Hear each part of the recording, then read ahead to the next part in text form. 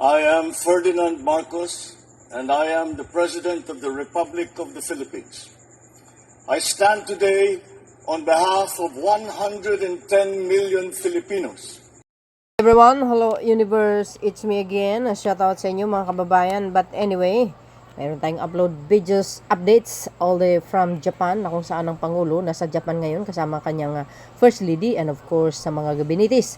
At alam din po natin na hindi po basta-basta ang kanyang lakad dahil napaka-importante po yun, no? Hindi lang po yan, kundi tatanggap po siya ng pinaka-prestihiyosong awards na igagawad ng Japan sa kanya at sa First Lady. Ayan, shout out sa mga Filipino communities sa Japan. Ayan, sabi nyo, mga DDS ang OFW sa Japan. Ano yan? Kayo talaga, puro kayo fake news, ano? Mabuti, nandito kami. Talagang laging kumukontra sa mga fake news nyo. Hindi po totoo yan. Mahal ng mga OFW si Pangulong Marcos Jr. Kung mayroon mga Duterte lang, kunti lang. Totoo yun. So, yun mga kababayan, panoorin po natin. Shoutout sa mga Marcos Loyalist Supporters, Filipino and OFW. Ayan, May 26, 2026. Ang bilis ng Pangulo nakarating, ano? So, antabayan po natin ang mga kanyang activities dyan. At magbe-benefit ang mamayang Pilipino sa kanyang lakad. Trabaho po yan guys, hindi lakwatsa, no? Pinakamatalinong Pangulo sa kasaysayan ng Pilipinas. Walang iba kundi ang Pangulong Marcos Jr. Yan, working hard president yan. Kaya siya nandyan, trabaho po yan. Hindi lakwatsa, hindi paninira. Yan ang matalinong Pangulo. Pakinggan po natin. Eto na. Iba't ibang lugar dito sa Japan ay patunay ng ating nagkakaisang puso at walang pagmamaliw na pagmamahal sa sariling bayan. Ang okasyong ito ay hindi lamang tungkol sa pagbisita ng ating Pangulo at ng unang ginang.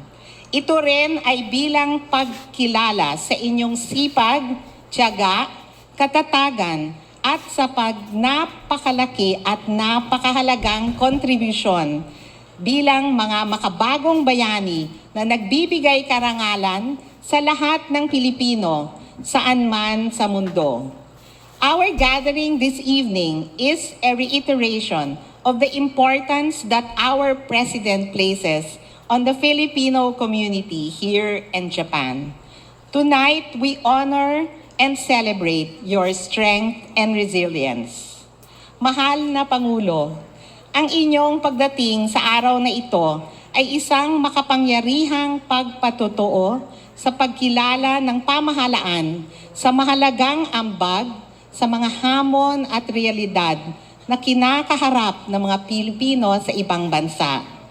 I am confident that your engagements will be fruitful and inspiring, reflecting our government's unwavering commitment to the welfare, protection, and empowerment of Filipinos in Japan and overseas. Makaasa kayo na ang inyong embahada at mga konsuladong panlahat ay laging naririto upang magsilbi sa inyo, makinig sa inyo at dumamay sa inyo sa bawat layunin, sa bawat pangarap, at sa bawat tagumpay na inyong makakamtan. Muli po, isang maalab na pagbati at buong pusong pasasalamat sa inyong lahat. Nawa ay maging puno ng inspirasyon, pag-asa at pagkakaisa ang araw na ito para sa ating lahat. Maraming salamat po. Mabuhay ang mga Pilipino sa Japan. Mabuhay ang bagong Pilipinas. Pero isang promise, gusto niyo pa ba ng isang kanta? Pagpaalam muna natin kay Mr. President, pwede po bang isa? Kasama siya. Patay Naku, kayo mahal ngayon. TF niyan. Sabayan po niyo po kaming lahat. Tumayo po kayo lahat. Come on. Kakanta ang Pangulo. First I was afraid, I was petrified. Kept thinking I could never live without you by my side. But I spent so many nights thinking how you did me wrong, and I grew strong. And I learned how to get along and saw you back, come on, from outer space. I I just walk in to find you here with that sad look upon your face. Should've changed that to love. Should've made yourself the key. If I known you just 1 second, you'd be back to follow me. Go now, go walk out the door. Just move along now, 'cause you're not welcome anymore. Weren't you the one that tried to hurt me? But you think I'd crumble? You think I'll lay down and oh no, that come on, I will survive. Oh, as long as I know how to love, I know I'd stay alive. I got all my love to give, I've got all my love. I will survive. I will survive. Yeah. Let me hear you scream, let's go! Parang nawala na kayo ng energy, You think I'd crumble? Oh no, now go. Walk out the door, come on. Just move along now, 'cause you're not welcome anymore. Weren't you the one to try to hurt me? We could fight, think I'd crumble. You think I lay down and oh no, not I will survive. Oh, as long as I know how to love, I know I'd stay alive. I've got all my love to give, I've got all my love to live. I will survive. I will survive. Want some more? Let's go. Lapitan ko ngayon mga taga dito. Come on, let's go. I love you, baby. And if it's quite alright, I need you, baby, to warm my lonely nights. I love you, baby. Trust in me when I say, oh, pretty baby, don't make me doubt, I pray. Oh, pretty baby, now that I found you, stay and let me love you, baby. Let me love you. You're just too good to be true. Can't take my eyes off of you. You be like heaven to touch. Oh, I wanna hold you so much. And long as love has arrived, and I thank God I'm alive. You're just too good to be true. Come on. Can't take my eyes off you. Dito naman! Sabay! Dito! Walang upo! Parinig natin yung pagmamahal natin kay President BBM! Ayun, BBM! Come on! No, let me love you, baby. Let me love you. For the last time, maraming salamat po, Tokyo, for having us. Thank you so much. Salamat po sa suporta ng Bagong Pilipinas. Thank you so much. In the time of your life, ooh, see that girl, watch that scene, digging the dancing queen. Ayun ang mga sekretary to. Everybody could Kumanta na be yan. that guy. Friday night the music's high.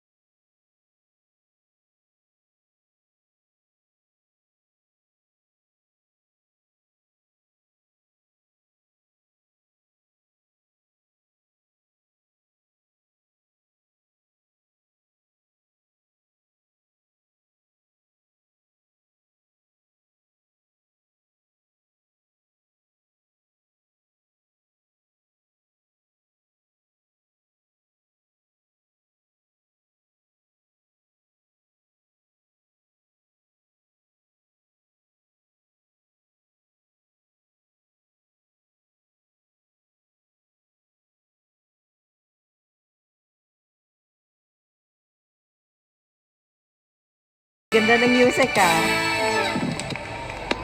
O, di ba guys? Sa puntong ito, upang ipakilala ang ating panauhing pandangal, ang kalihim ng kagawaran ng ugnayang panlabas, Secretary Maria Teresa P. Lazaro.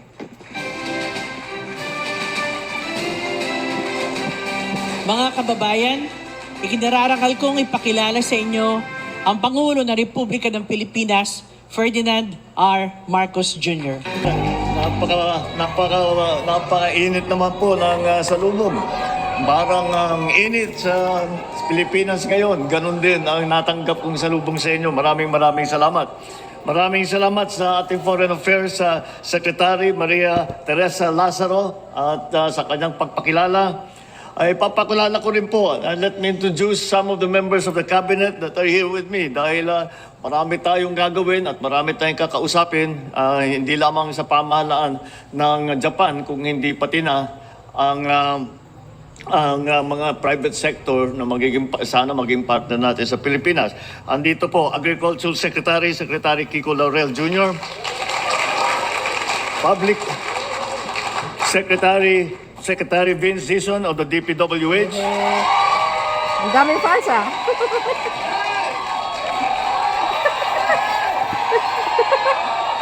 Daming fans.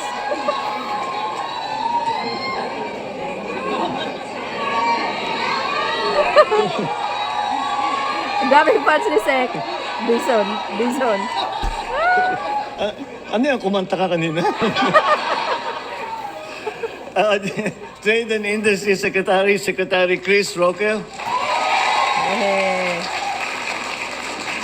Ang ating bagong kalihim ng Department of Tourism, palagay ko marami sa inyo ay may kilala sa kanya. Ang ating Secretary of Tourism, Secretary Maria Bernardita Angara Matay. Dita. Ang susunod kong ipapakilala, ito na po ang pinaka-overwork na Cabinet Secretary sa nakaraang ilang buwan. Hindi na po natutulog at walang ginawa kung hindi ayusin ang sitwasyon sa Pilipinas tungkol sa enerhiya. Ating Energy Secretary, Secretary Sharon Garin.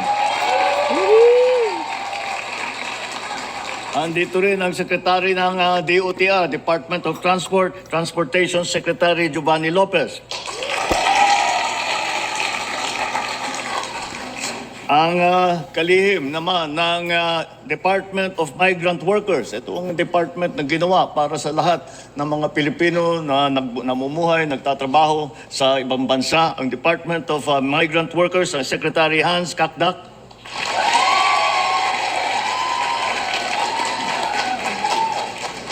At ang susunod naman ay ang isang cabinet secretary na siyang namumuno ng ating economic planning. Ito po ang Department of Development. Our Economic Planning and Development Secretary, Secretary Arce Balisacan.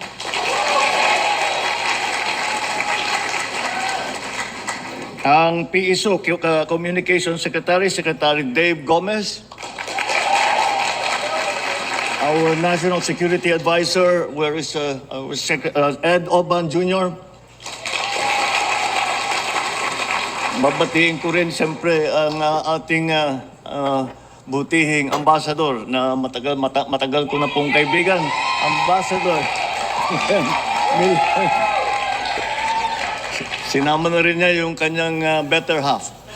Nandito rin si Isabela Governor Rod Albano. Nakijangkit. Okay lang yan. Representative Maria Rachel Arenas. The Overseas Welfare Administration, OWA, Overseas Welfare Administration, PY Kaunan.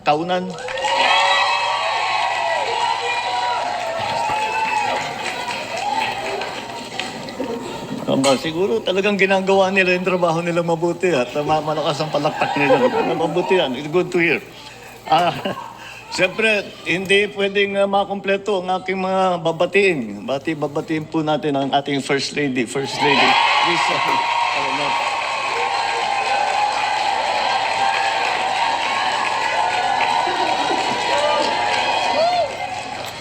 ang aking mga kasama sa pamahalaan, mga minamahal kong kababayan, magandang gabi po sa inyong lahat. Konbanwa. Kumbawa. Muli po, ako ay naririto ang inyong habang lingkod sa bawat pagkakataong ibinibigay sa akin na makaharap ang ating mga kababayan sa ibayong dagat iisa ang aking nararamdaman. Malalim na pasasalamat at pusong paghanga sa inyo. Paghanga hindi lamang dahil sa inyong sipag at tiyaga, kundi dahil sa tahimik na katatagan na inyong ipinapakita sa araw-araw. Sa mga maagang bumabiyahe, sakay ng mga tren upang pumasok sa trabaho, sa pabrika, sa opisina, paaralan, hotel, ospital, restaurant, construction site at mga ibang lugar pa.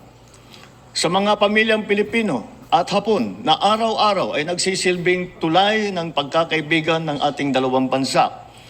Kaya kayo po ang muka ng Pilipinas dito sa Japan.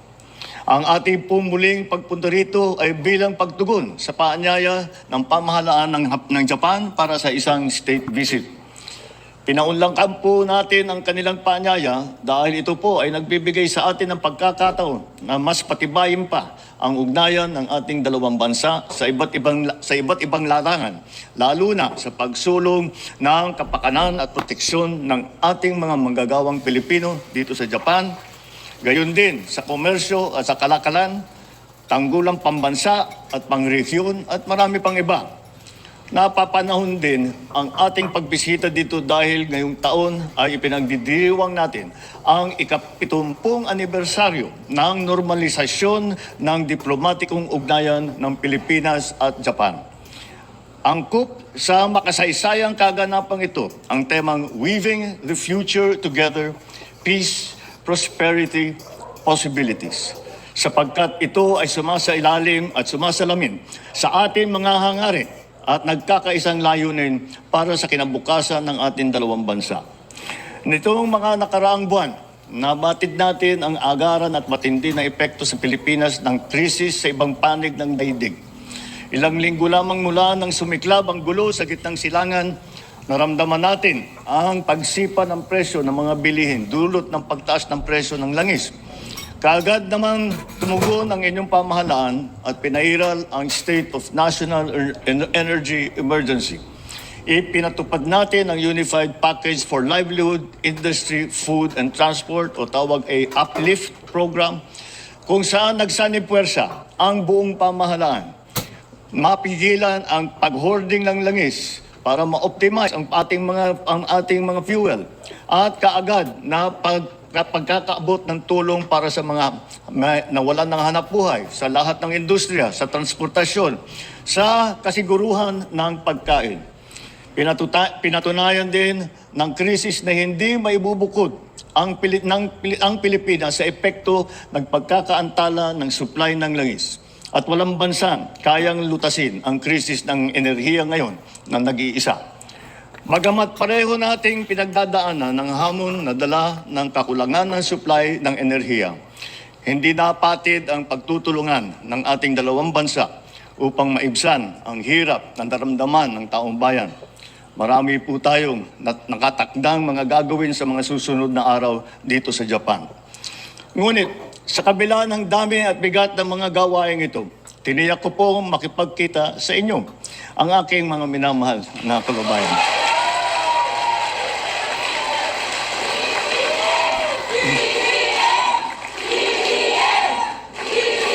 Nangampanyang Pangulo, guys. Noong pa, nakatira ako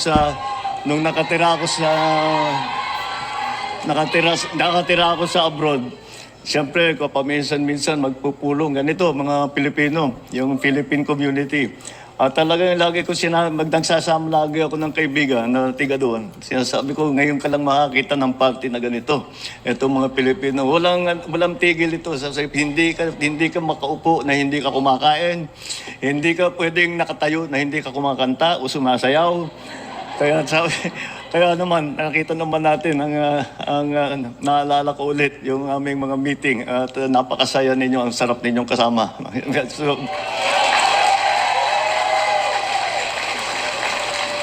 Diba? bago pa man kami makikipagpulong sa mga pinuno ng Japan, minarapat naming unahin ang pakikipagkita sa inyo. Sapagkat kayo ang dahilan kung bakit mahalaga ang relasyon ng Pilipinas at Japan.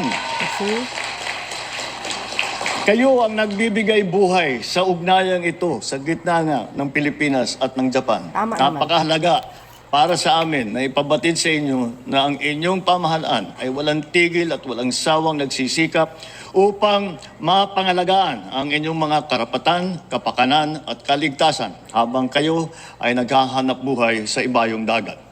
At katulad noong huling beses na ako'y humarap sa inyo, nais kong muling manawagan sa mga kabataan Pilipino na nandito sa Japan.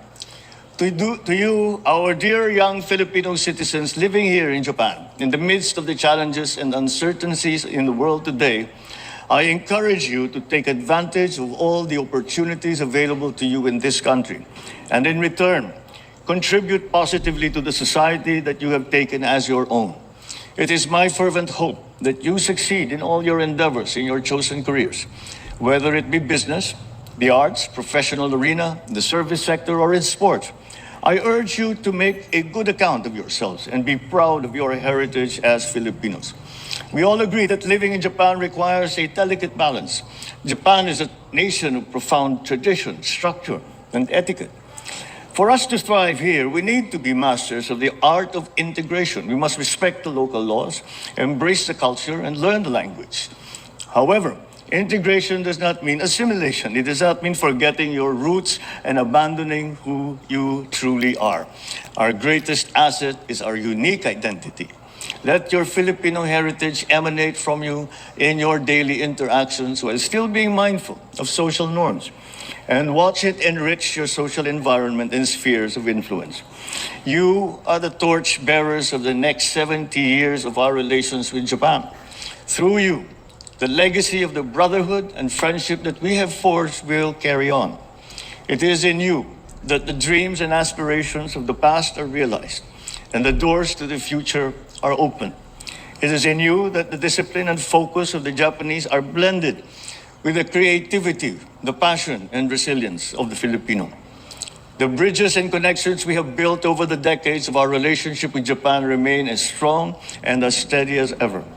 As we continue to further strengthen the ties that bind us, we look to you to preserve and enrich these living connections when our time has passed. The future is yours. The peace and prosperity it bears is your inheritance. At sa inyo naman, sa mga magulang at mga nakakatanda sa komunidad, walang hanggang pasasalamat at pagpupugay ang inaalay sa inyo ng inyong pamahalaan. Kinikilala namin ang inyong pagsisikap na patuloy na nagbibigay ng pag-asa sa ating mga kababayan sa Pilipinas at saan man sa mundo. We recognize that it was you who paved the way when Japan was much harder to navigate for the younger generations now can follow. We are a community of 350,000 Filipinos working and living in Japan, the fourth largest expatriate community in the country. Inaasahan ko na tulad ng mga panahong nagdaan, ang mga Pilipino sa Japan ay mananatiling matagumpay sa kani-kanilang mga napiling larangan. Nagtitiwala ako sa kakayahan ng bawat isa na maging haligi ng inyong mga pamayanan. Inaasahan ko rin na patuloy na magbibigay ng karangalan sa bansa ang ating mga OFW dito sa Japan sa pamamagitan ng pagiging mabuting mamamayan at pagiging masunurin sa mga batas at alituntunin ng bansang ito na itinuturing na ninyong pangalawang tahanan. I am certain that the true value of Filipinos in Japan does not go unnoticed. For decades, our community has thrived and has integrated deeply into the threads of Japanese society. Our character and our culture of caring, pakikipagkapwa-tao, and malasakit are among the hallmarks of what make Filipinos a reassuring and valued presence in communities navigating the challenges of modern life, including isolation and a growing need for human connection. Manatili po tayong tunay na kaibigan ng mga Hapon sa ating mga komunidad at pamayanan nang sa gayon ay maipakita at maipabatid natin sa kanila ang pagiging tunay na Pilipino. Bilang isang bansa at pamayanan, ipaabot at iparamdam natin sa kanila na tayo ay kanilang kabalikat sa pagharap sa mga suliranin at hamon ng ating mga dinadanas. Naniniwala po ako na kung maayos at naaayon sa batas ang ating pamumuhay, patuloy na yayabong ang pamayanan ng Pilipino dito sa Pilipinas. As our community grows across Japan, from Hokkaido all the way to Okinawa, our strength lies in our firm adherence to our faith and our national identity. Maraming salamat sa inyong lahat. Magandang gabi po sa inyo. So yun mga kababayan, yan! Wow, shout out sa mga Filipino community sa Japan. Narinig nyo kanina, parang nangangampanya ang Pangulo. Ay ano, BBM na naman eh. Oh. BBM. You see guys? Oh, mahal nila ang Pangulo talaga. Kasama po yung ating American Got Talent. Oh. Ano ba yan? Si Naponyo ba yan? Kasama ng Pangulo. Siya pala yung kumanta kanina. No? So, grand champion niya ng American Got Talent. Correct me if I'm wrong, mga kababayan. So, yan sa ating mga kababayan, talaga naman, talagang mainit ang kanilang salubong sa ating mahal na Pangulo, mga kababayan. BBM, parang naalala ko nung nangampanya ang Pangulo 2022. Ganyan lagi BBM. Kahit saan sulok ng mundo, mga kababayan, ang Pangulo talagang minahal talaga siya ng taong bayan. And fairness naman talaga sa ating mga kapwa Pilipino, no? Talagang masugid ang kanilang pagmamahal sa ating mahal na Pangulo.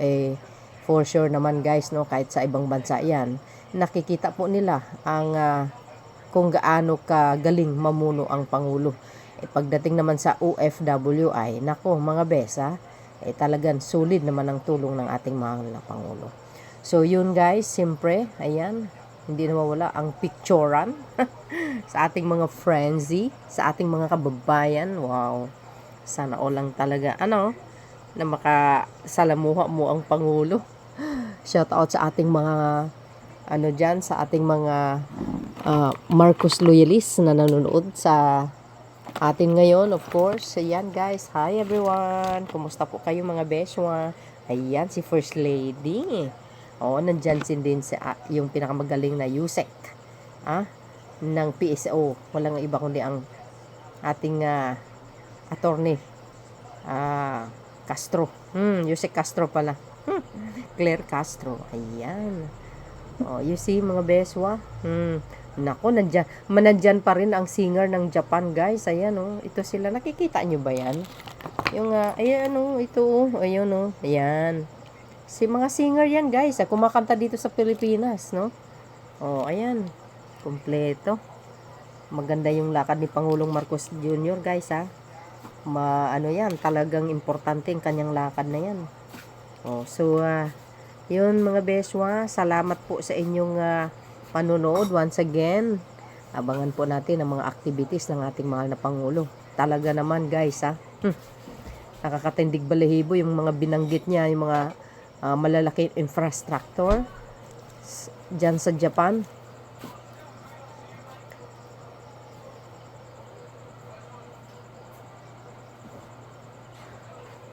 Ibig sabihin, malalaki yung kanyang binanggit na mga proyekto guys dyan sa Mindanao. Nako. So, abangan po natin yan, no? By 27 siguro, no? Yung mga binanggit niya ng mga proyekto dyan sa Mindanao, mga kababayan, siyempre, partnership ang Japan. Magaling kasi sila talaga. Konkreto, ika nga, subok na sa mga materials, no? Pag natuloy po yan po ay nakafix na ang pundo. So, ibig sabihin, kahit magpalit po ng administrasyon, yan po ay credit pa din kay Pangulong Marcos Jr. So, yan mga beswa, ang aking pinaka latest updates all the way from Japan. Filipino community, nakipag-meet ang Pangulo. Follow me and likes. Hit the button bell para lagi kayong update sa aking mga upload videos, guys. Maraming salamat mga kababayan. See you again on my next upload. Bye bye and babush. God bless Philippines. There's more. Bye everyone.